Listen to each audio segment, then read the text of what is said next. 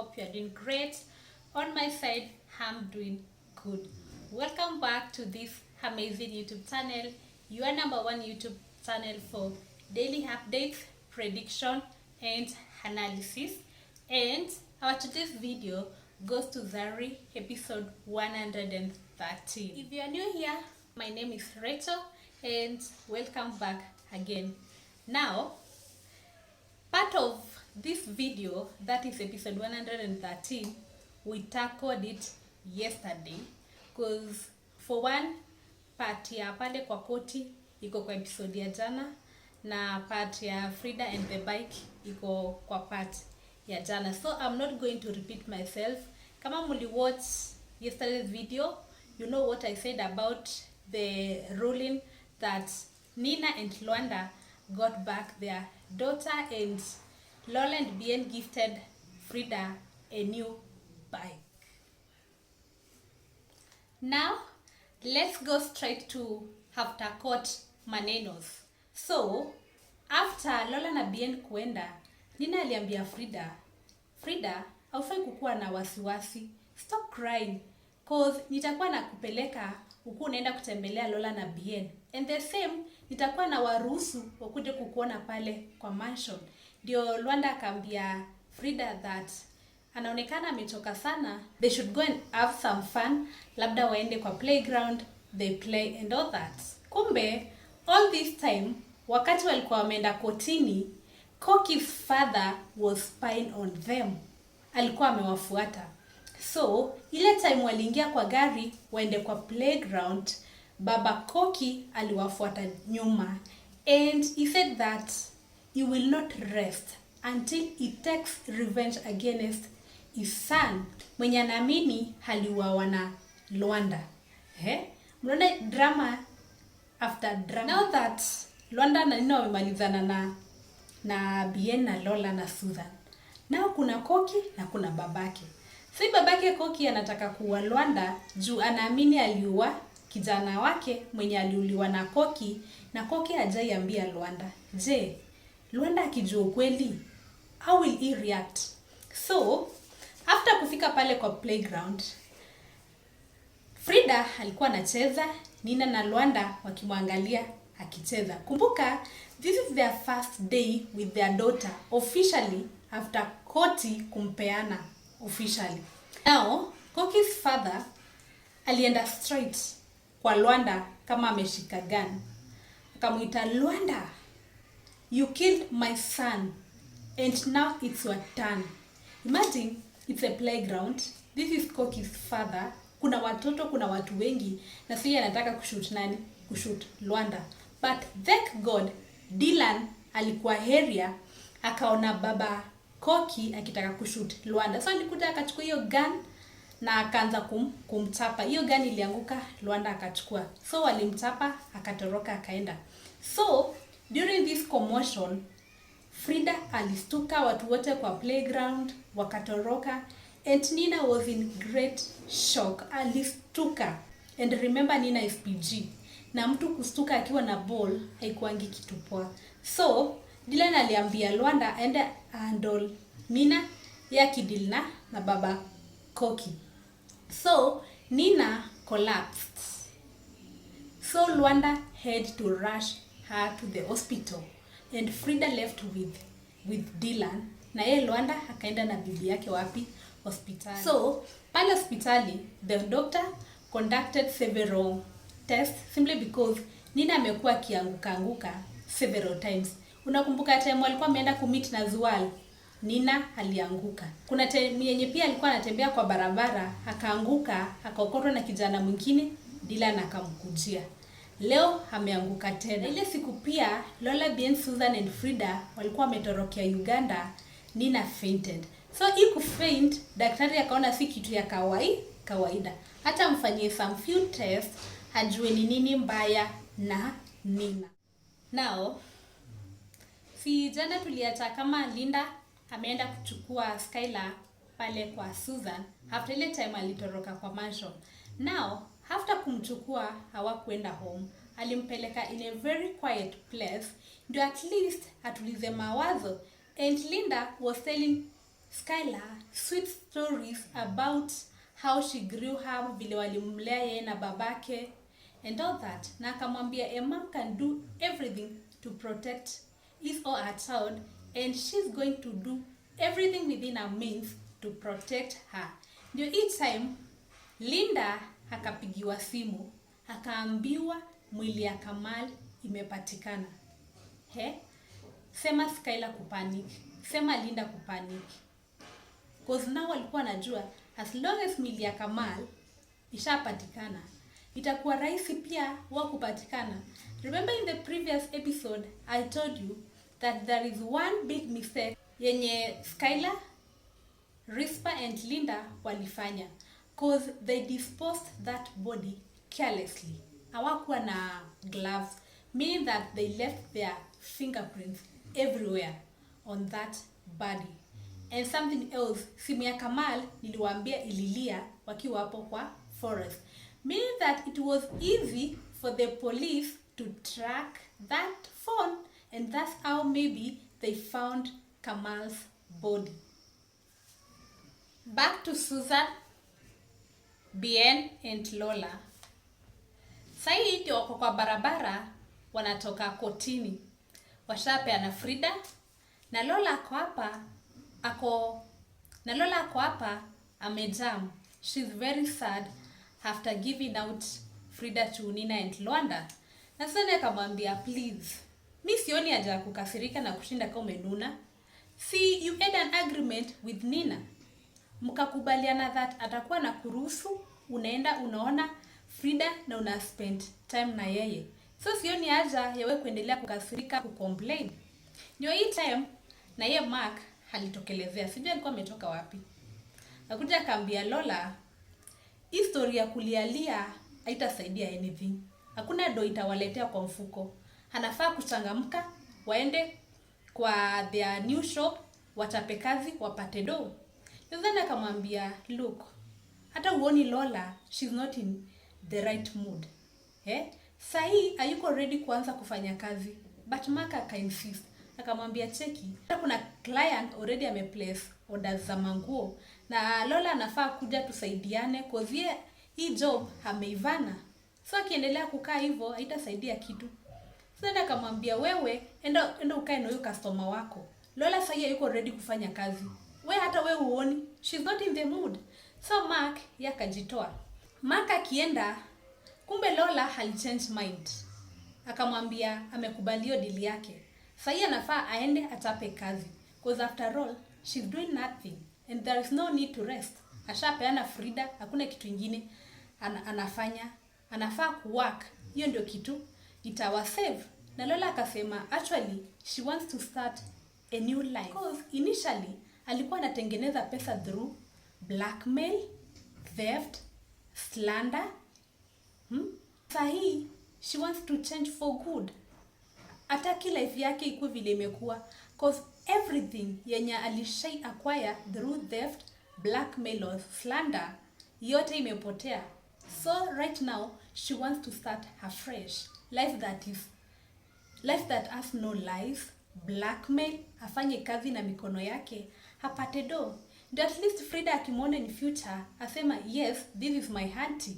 Asimwone kama mtu mbaya, akuwe na kitu ya kuringa. Sasa yako na do zenye yeye ametengeneza through her own sweat. Na Susan akamwambia you've made a good decision. Yeye akawaata, then wao wakaenda pale kwa kampuni.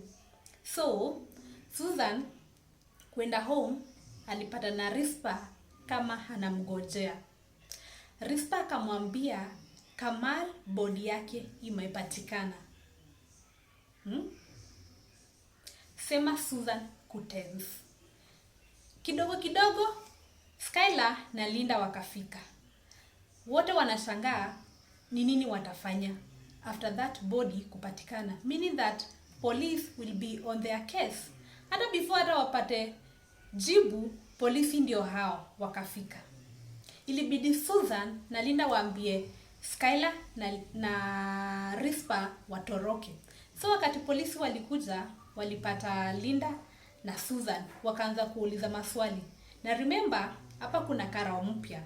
Sijui kama ni Masha amerudi ama ni huyo mwingine alikuwa anaitwa nani? Jina yake imenipotea. Kuna ukara mwingine before Masha akuje halikuwa, but there is a new cop hata Stingo. Stingo si mkali, but mwenye amekuja saa hii ni mzii. So akauliza kina Susan the last time waliongea na Kamal. Susan akamwambia it's like 2 weeks ago. Linda akamwambia walikuwa wameongea na yeye 2 days ago pale kwa the Kabarage oldie. Si wakaulizwa Skylar na Rispa wako wapi? Sana akawaambia si mnajua tu msana wangu anafanya kazi. I'm sure mnamjua. Anactingi kwa TV shows mingi sana hapa Kenya. I'm sure mmekuwa mkimwona. Sai amweze mpata. Na Linda akasema mtoto wake hajui yako wapi, labda anazurura huku, na hii generation, that is generation Z, unaweza wapigia tu simu walenge.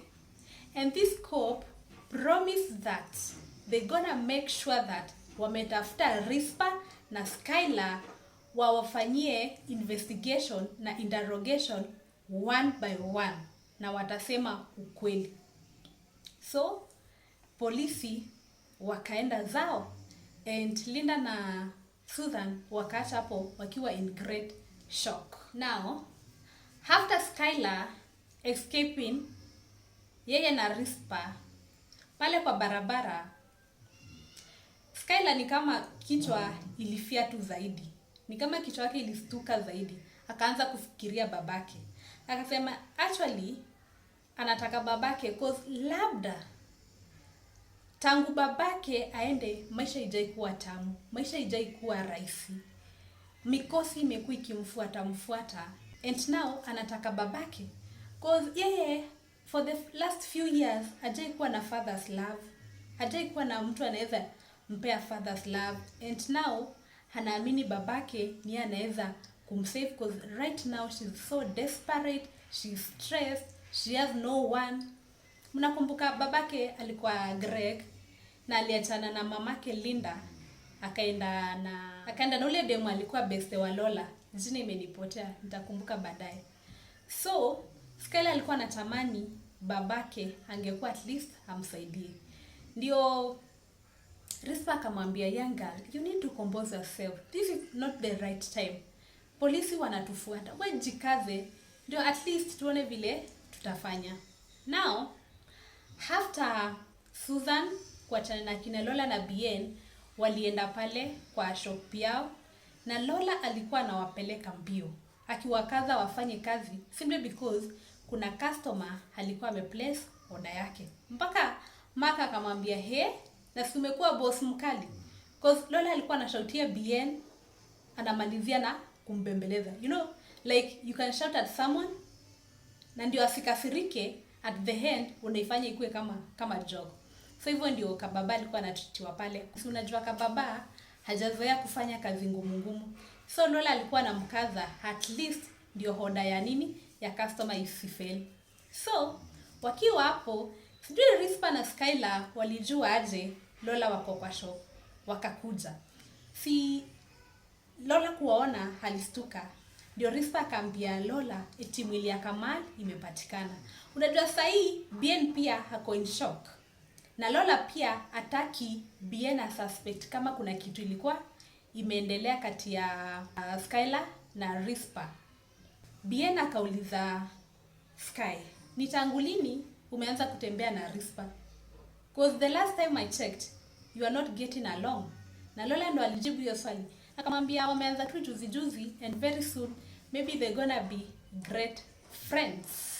Unaona sasa hapa Lola anajaribu kufunikia historia ya Skylar na kuwa Kamal. Na Skylar alikuwa analia. Ndio Bien akamuuliza shida ni gani. Na wakiendelea kuongea hivyo, ile TV yenye last time ilileta news ya Susan na Isaac ilikuwa on. Tena breaking news. Another mysterious death in Nairobi. A body was found at Gong, or rather at Karura Forest. A body of Kamal who has been missing for the last 2 days. Sema watu kustuka. Kwanza Bien, cause hapo anajua hii story. cause Lola walikanyagia juu Linda aliwaambia wasimwambie cause wakimwambia atakuwa devastated.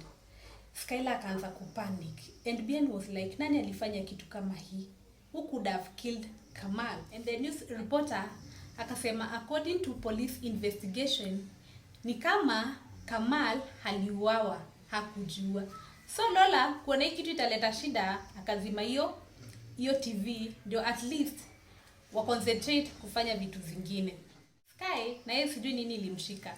It's like alikuwa anataka kusema ukweli because alikuwa anasema because of me, it's because of me. Ndio Bien akamuuliza what do you mean by that? Ndio Lola akaingilia tena akamwambia huyu tangu akuwe mgonjwa kichwa yake si unajua iko sawa, hata ajielewi vile anasema. Ndio maana anasema it's because of her. Si unakumbuka walikuwa wameachana na Kamal? Labda that's why she's blaming herself. So, na ye Linda na Susan pale kwa nyumba ya Suzy. Linda was like, si polisi watatushika. Susan akamwambia, sasa mimi hata sina kitu ya kuogopa because me I was not involved. Hakuna mikono yangu iko hapo. Sikuguza Kamal. Ndio Susan akauliza Linda, I hope mliclean ile nyumba yenye Kamal aliuawa huko Stonehouse. Linda akamwambia hapana, hatukufanya cleaning. And Susan was like, how could you do that? Unaweza fanya aje kitu kama hiyo? Yaani mliua mtu, mkaacha damu huko, mkaacha fingerprints huko, hamuku clean. Saa hii acha nita Isaac tuende mpaka Stonehouse to clear that mess. Cause polisi wakienda hapo, hey, tutaozea jela. Watoto wetu wataozea jela. Ndio wakachangamka, wakaita Isaac ndio waende Stonehouse, waende wa clear hiyo mess. Now, still at Lola's new shop, Bien aliuliza Sky walikuwa na Kamal siku gani, walikuwa na nani, na walikuwa wanafanya nini. Labda hiyo kitu inaweza saidia kujua ni nani aliua Kamal, na wanafaa waende police station wapige ripoti, wapeane hiyo ripoti ndio at least polisi wafuatilie ni nani aliua Kamal. Because all this time Bien alikuwa anafikiria eti Skylar analia juu Kamal alikufa. Hiyo kitu yani ilikuwa inamuumiza. But kumbe ajui yeye ndo aliua Kamal. Na sijui Bien akikuja kujua ukweli what will happen. Because imagine unakaa na watu, they know what's happening, but wewe peke yako ndio wamekuficha. Hiyo trust itaisha ama itaisha? Let's wait and see. Ndio Lola akamwambia, actually sasa huyu unajua kichwa yake sio mzuri, utampeleka police station aende kusema nini? Na pia Sky akakataa akasema haendi police station. Now wakiendelea na conversation yao, the awaited customer arrived, and this might be in today's episode or tomorrow's episode.